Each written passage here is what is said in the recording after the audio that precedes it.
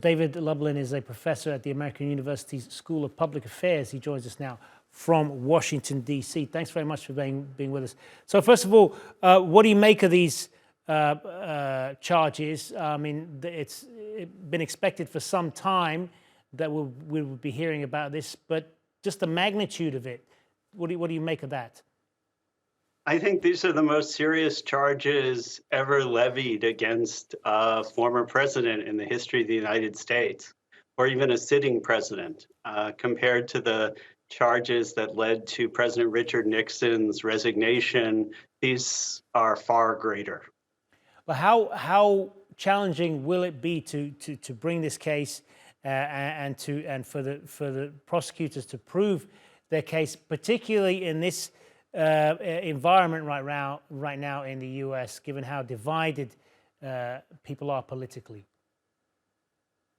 Well, former President Trump doesn't make it easier because he constantly attacks anyone involved in the proceeding as a liar, participating in a witch hunt, and also uses it to kind of whip up his supporters. But yet, it remains a great example of the American judicial system's ability to hold even the most powerful people to account for serious crimes.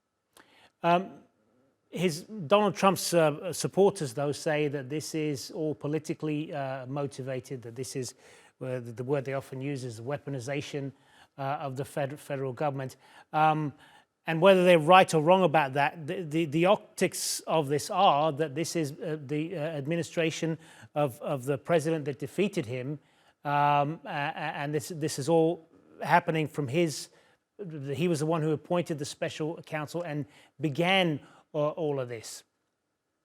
Well, first, the irony here is that one of the major charges is in fact, the weaponization of the Justice Department, as you put it, by President Trump, who directly tried to get many officials in the Justice Department to use the power of the office to overturn the election. In this case, it was an independent special prosecutor appointed who had discretion to do something or not. I mean, what else is President Trump going to say besides that it's all a political witch hunt? It's what he says in response to all charges. I mean, I don't think we can be surprised that that's what his supporters say. How do you think people outside the U.S. will be viewing all of this, given the fact that despite all of these legal problems swirling around him, not just this case, but the other ones as well, he is still able to run for president if he wants to. There's nothing stopping him from doing that. And he is leading in the polls to be the Republican nominee.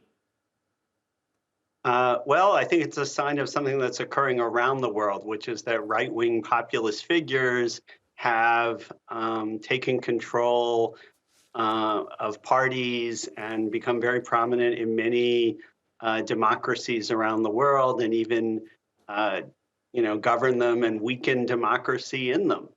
We've seen that in several different countries. This isn't a challenge that the United States faces uniquely.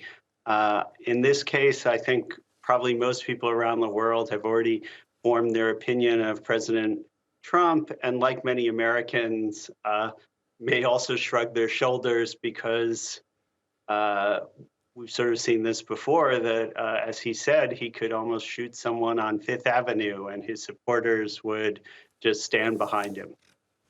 Good to get your thoughts on this, David Lublin. Thanks very much for being with us.